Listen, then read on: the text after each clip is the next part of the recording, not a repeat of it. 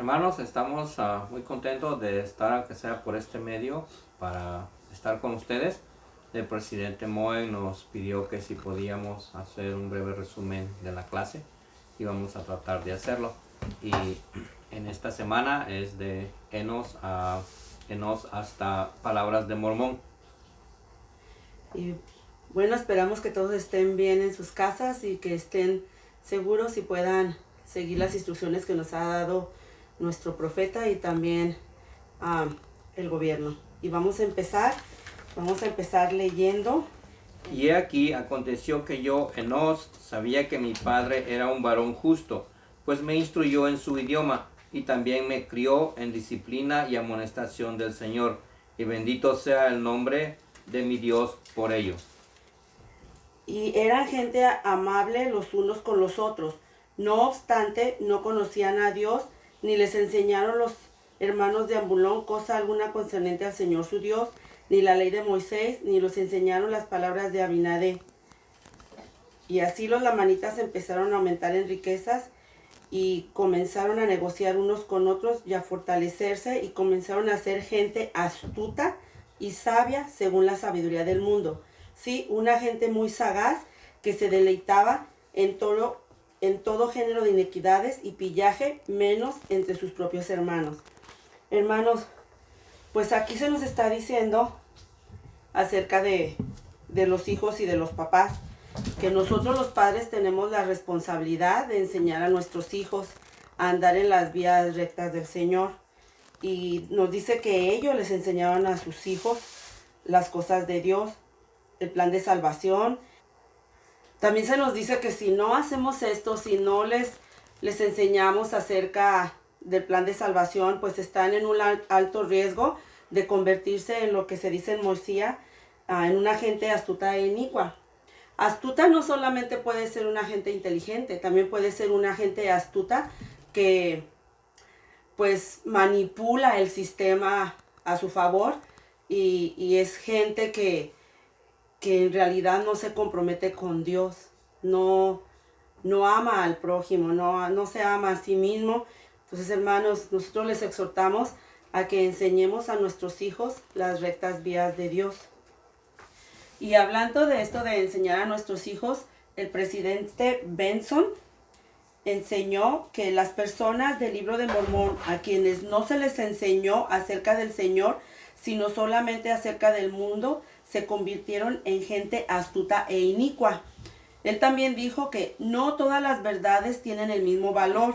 Las de salvación son las de mayor valor y estas son las que los padres enseñaron con claridad, con frecuencia y con fervor. Y al último nos hace una pregunta.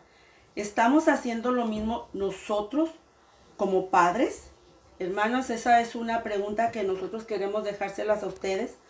¿Estamos haciendo realmente esto? ¿Estamos cumpliendo con nuestros llamamientos como padres? Porque pues va a llegar el día en que también de eso vamos a dar cuentas con el Señor. ¿Qué hicimos y qué les enseñamos a nuestros hijos?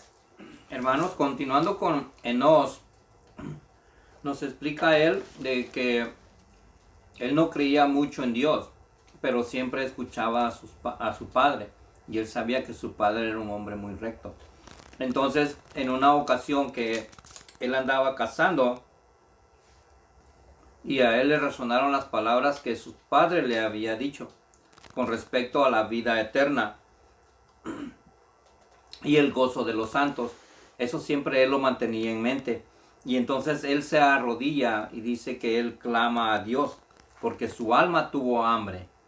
Entonces él clama a Dios con ferviente oración y con fe. Y primeramente él pide por él para que él pueda comprender y entender estas cosas. Luego en su oración sigue él diciendo que estuvo orando todo el día hasta que entró la noche. Y él continuó orando. Y en su oración, después de pedir por él pide por su familia, él pide por su pueblo y también pide por los lamanitas, que eran sus hermanos. Y también al final pide que estos anales de que ellos estaban llevando consigo, tratando de guardarlos, de que no fueran destruidos, también fuesen preservados para nuestro tiempo. Y son los anales que nosotros tenemos ahorita. Y ahora Yoli va a explicar algo.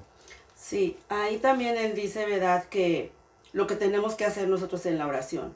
Primero tenemos que orar por nosotros y después tenemos que orar por nuestra familia, por nuestros seres queridos, por nuestros amigos, por nuestros vecinos, por la gente que conocemos.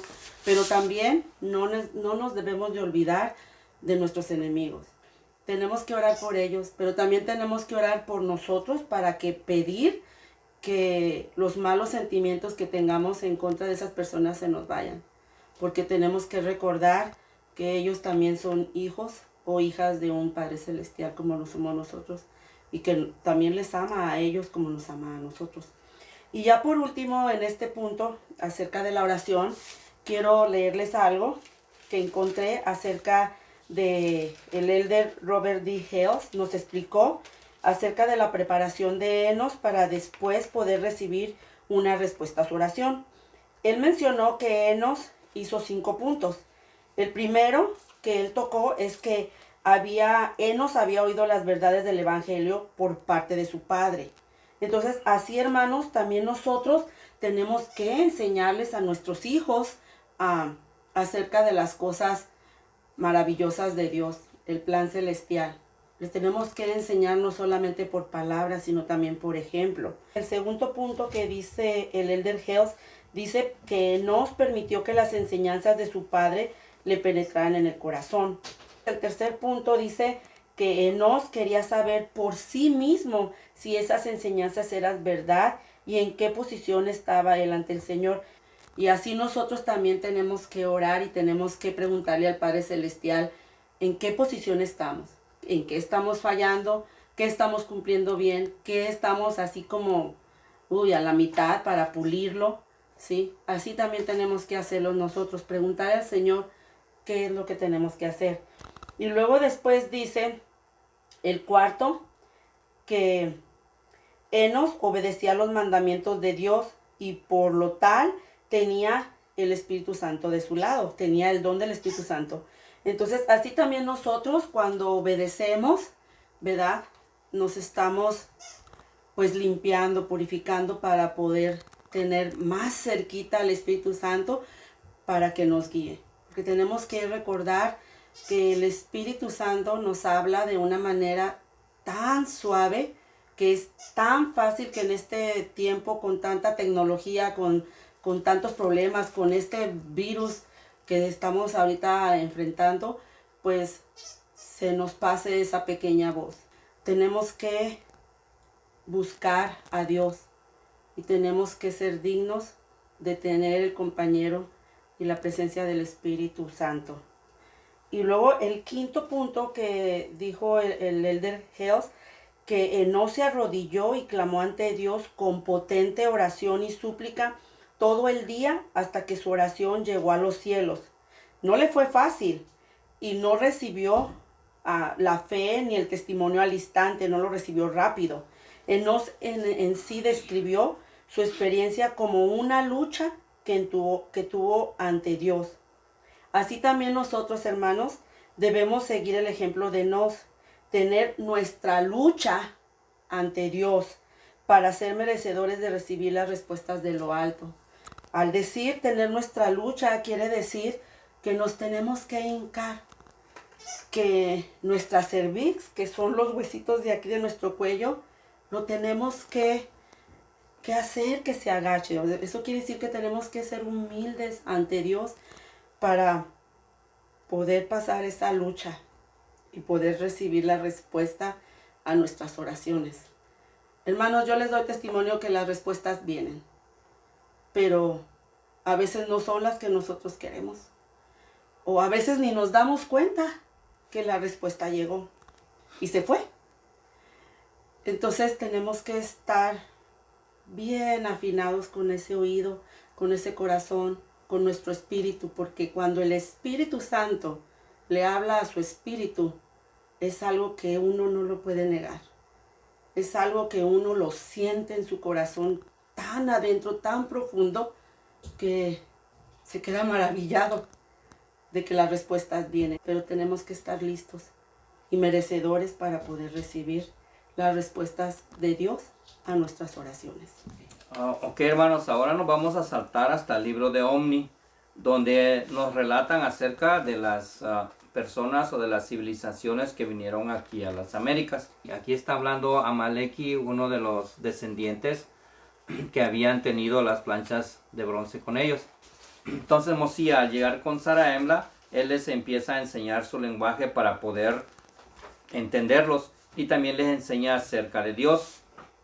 Y en los versículos del 21 al 22 sigue diciendo que y relata la historia de un tal Coriantón y la matanza de su pueblo, y el pueblo de Zarahemla descubrió que Coriantón vivió con ellos por el término de 9 lunas. Y también relataban algunas palabras acerca de los padres de Coriantón, y sus primeros padres vinieron de la torre en la ocasión en que el Señor confundió el lenguaje del pueblo, y el rigor del Señor cayó sobre ellos de acuerdo con sus juicios, que son justos, y sus huesos se hallan esparcidos en la tierra del norte. Ahora le voy a dar tiempo a mi esposa. Ok, hermanos, entonces aquí yo tengo que explicar acerca de lo que estaba pasando, ¿verdad? Las planchas se van pasando, ¿verdad? De un profeta a otro. Y se nos explica, ¿verdad?, quiénes van llevando los récords. Y ya sabemos que había dos juegos de planchas, ¿verdad? Las planchas mayores y las planchas menores. Entonces, Omni nos explica en las planchas menores, porque él tenía las planchas desde Nefi, que pasaron a Jacob y a su padre y luego a él, ¿verdad? Nos explica aquí en estos versículos de 3 civilizaciones que fueron estas, ¿sí? La primera, pues, civilización, todas la conocemos, ¿verdad? Que es la colonia de Ley.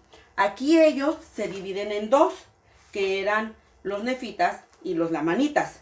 Y también nos habla de otro pueblo o tribu o gente que Dios trajo para acá, para este continente, que es el pueblo de Zarahemla, que a veces es llamado mulequitas. Entonces, ¿quiénes eran ellos? Bueno, Mulek era hijo o fue hijo del rey Sedequías. Antes de que Jerusalén cayera en manos de los babilonios en el año 587 antes de Jesucristo, ¿verdad? Pues se sabe que Babilonia capturó al rey de Sedequías, que era el papá de Mulek. Y Mulek, de alguna manera, ¿verdad?, el Señor lo trajo hasta aquí. Entonces, los mulequitas eran realmente lo que era el pueblo de Zarahemla. ¿Y qué es lo que pasa aquí? Bueno, que en la colonia de Ley, 3 profetas oran y Dios les dice que se tienen que salir de ahí. Primero fue Ley, cuando vivía en Jerusalén. ¿Qué fue lo que pasó con Ley? ¿Verdad? Él, por estar amonestando al pueblo, ¿verdad?, de que estaban en lo equivocado y lo querían matar, entonces el Señor le dijo: recoge todos tus bienes y vete de aquí. Y lo trajo para acá, ¿verdad? Esa fue la primera vez. Después, cuando el pueblo se divide, es cuando Nefi recibe también revelación del Señor de que, pues, se divida. O sea, que salga él y toda la gente que cree en él y en el Señor, y se van, se alejan de los lamanitas. Es la segunda vez. Y la tercera vez es, también aquí se nos dice en Omni, que había una persona, ¿verdad?, que él también se aleja. También Dios le dice que se vaya. Era Mosía, ¿verdad? Y él empieza a caminar y pasan el desierto. ¿Y qué es lo que pasa? Llegan hasta el pueblo de Zarahemla. Y ahí es donde fue lo que leyó mi esposo, donde dice que el pueblo de Zarahemla estaba corrompido. Y se hace una profecía realidad. ¿Por qué? Porque el Señor, cuando manda a Nefi por las planchas de bronce, era por el motivo de que Dios quería que ellos no se corrompieran, que siguieran aprendiendo el idioma de ellos y que también supieran de los convenios que Dios hace para con nosotros. Esto, hermanos, el pueblo de Mulek o los mulequitas o Zarahemla no lo tenían. Ellos no tenían las palabras de bronce. Entonces cuando Mosía sale de aquí de la tierra de los nefitas y se va y llega a la tierra de Zarahemla, ellos se regocijan porque ya tienen ellos los escritos y el rey empieza a hacer que les enseñen acerca no solamente del idioma, sino también de todo lo que es la historia sagrada, la historia de Dios.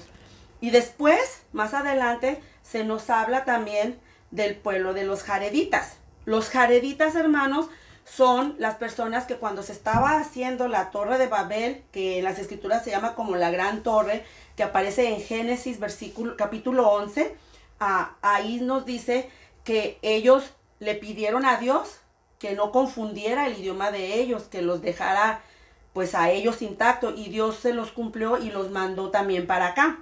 ¿Y qué fue lo que pasó con los jareditas? Bueno, se hicieron un pueblo muy grande, pero después, al pasar el tiempo, se convirtieron también en gente inicua y se empezaron a matar unos a otros en una guerra civil. Se nos dice que solamente salieron vivos 2 personas. Uno era Coriantum, que era el rey de ellos, de los jareditas, y el otro era Éter. Éter era un profeta de Dios, y Éter fue el último historiador, el último que escribió, que registró lo que había pasado con ellos en este pueblo, y eso se encuentra en el libro de Éter. Y Coriantum anduvo errante, anduvo caminando solo hasta que llegó al pueblo de Zarahemla, y las escrituras nos dice que ahí vivió con ellos por el término de 9 lunas. Entonces, estas son las 3 civilizaciones de las que se habla en Omni. Quiero dejar algo bien en claro acerca de quienes escribieron en las planchas hasta aquí, hasta que se termina el libro de Omni, para que después pueda entrar las palabras de Mormón. Las primeras planchas en el libro de Mormón, ¿verdad? Sabemos que las escribió Nefi, y Nefi escribió lo que era primera y segunda de Nefi, y cuando él ya sabía que iba a morir, se las pasó a su hermano Jacob. Y esto está registrado en Jacob 1, capítulo 1, versículo del 1 al 4, y esto pasó en el año 544 a.C.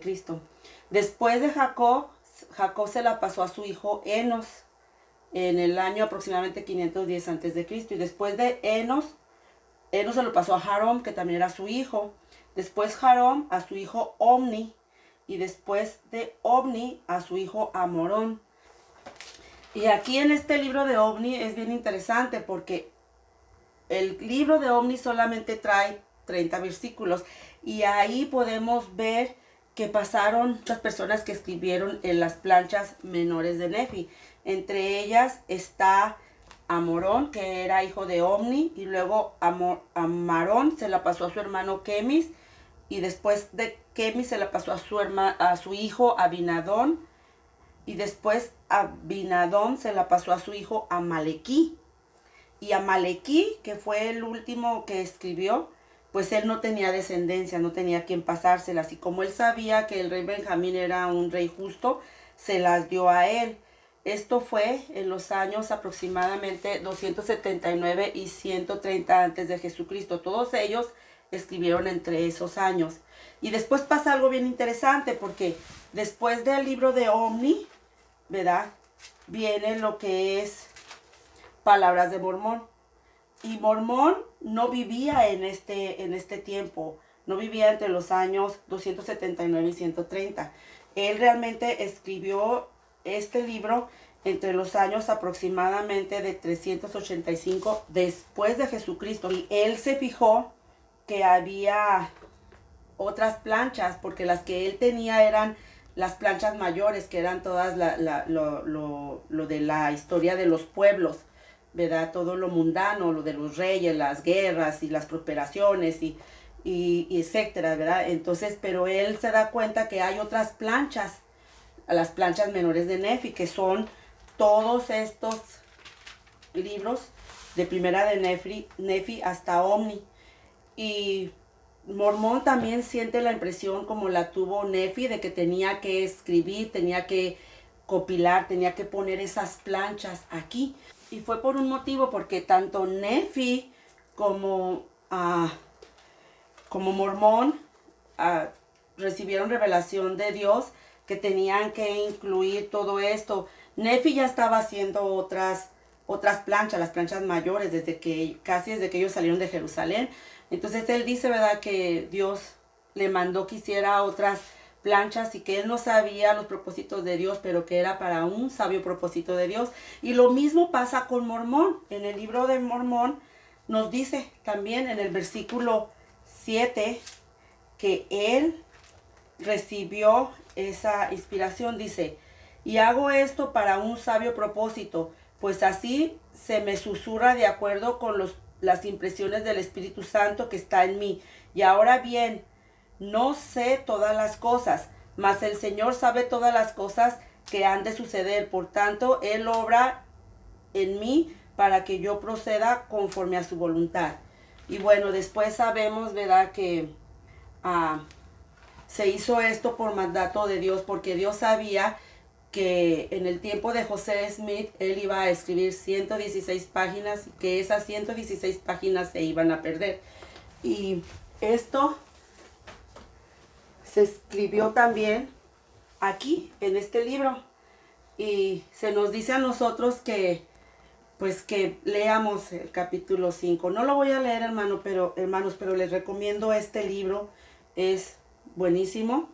Es acerca de la historia de la iglesia y todas las revelaciones, todo lo que pasó. Vayan y léenlo. Yo se los recomiendo mucho. Y estoy explicando todo esto para poder dar una entrada a lo que es las palabras de Mormón, porque no se escribió en este tiempo. Bueno, hermanos, otra cosa también que quiero dejar en claro, que algunos de ellos, de las 5 personas que escribieron en Omni, por ejemplo, Omni dice que él es inicuo, ¿sí? Y muchos de ellos como que, ya no tengo espacio y lo pasan al otro, su responsabilidad. Pero hay algo bien interesante que Amalequí dice, y esto se encuentra en Omni, capítulo 1, versículo 26, y dice, y ahora bien, mis amados hermanos, quisieras que vinieseis a Cristo, el cual es el Santo de Israel, y participaseis de su salvación y del poder de su redención. Sí, venid a Él y ofrecerle vuestras almas enteras como ofrenda, y continuar ayunando y orando, y perseverar hasta el fin, y así como vive el Señor, seréis salvos. Pues, esta persona realmente nos dejó su testimonio de lo que tenemos que hacer. Nos dejó dicho lo que tenemos que hacer para poder ser salvos. Y algo que él dice es ofrecerles vuestras almas enteras como ofrenda. Y yo encontré algo que dijo el elder Maswell y se los voy a leer, ¿verdad? Dice, el verdadero sacrificio personal no ha consistido nunca en poner un animal sobre el altar, sino en la disposición de poner en el altar el animal que está dentro de nosotros y dejar que se consuma. Al someterse a la voluntad de Dios, están dándole lo único que pueden darle, porque es lo que realmente les pertenece. Y esto es, pues, su voluntad, la voluntad de uno, el libre albedrío. El libre albedrío es bien importante en el plan celestial. El libre albedrío lo teníamos cuando vivíamos con el Padre Celestial, lo seguimos teniendo ahorita y lo vamos a tener por vida. Es algo que el Padre Celestial siempre nos ha respetado y nunca nos va a quitar. Y es eso precisamente lo que el elder Maswell nos pide que reflexionemos, que eso es lo que realmente quiere Dios de nosotros. Él quiere que lo sigamos no porque nos obliguen, sino porque lo hagamos por nuestra propia voluntad, por nuestro propio corazón. En el altar, cuando ofrecían un animal, significaba a Cristo. Y el animal tenía que estar limpio, ¿verdad? 100%. Entonces, eso es lo que quiere también Dios de nosotros. Quizás nosotros no somos, ¿verdad? Bueno, de hecho no somos 100% limpios, pero tratemos y ofrezcámosle el animal que dice ahí que llevamos nosotros dentro. O sea, dejémoslo a un lado, seamos libres del pecado para poder ofrecerle a Dios lo único que Él quiere de nosotros, que es un corazón quebrantado y un espíritu contrito. Pues ya estamos llegando casi al final de nuestra clase, esperamos que les haya gustado. Y hermanos, queremos terminar en palabras de Mormón, lo que él dice, ¿verdad?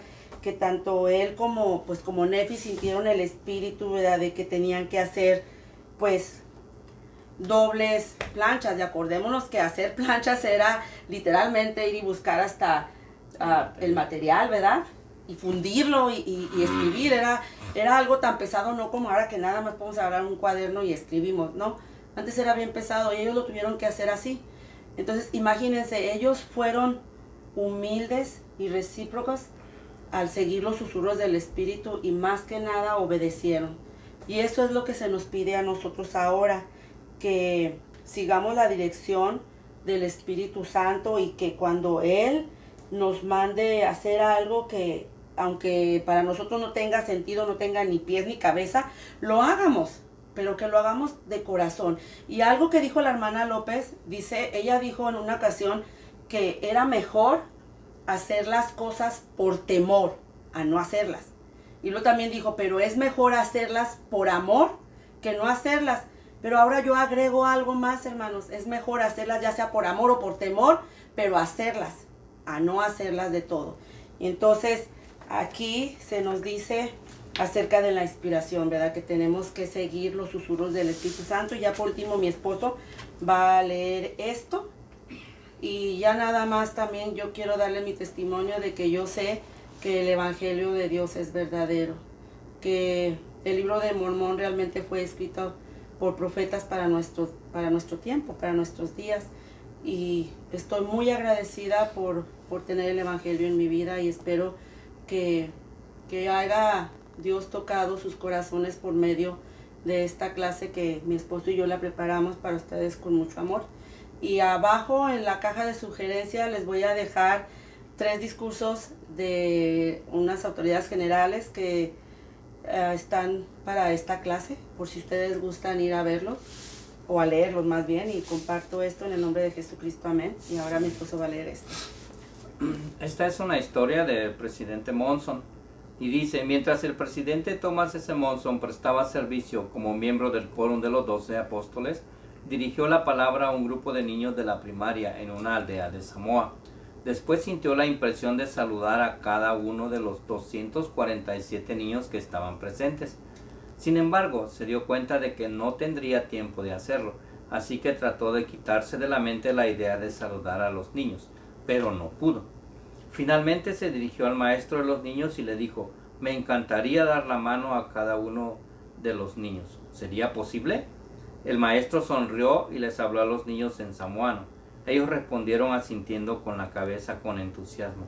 Entonces el maestro le dijo al elder Monson que cuando supieron que uno de los 12 apóstoles visitaría Samoa, él les había prometido a los niños que si oraban con sinceridad y tenían fe, el elder Monson visitaría su aldea y el Espíritu Santo les susurraría que diera la mano a cada niño.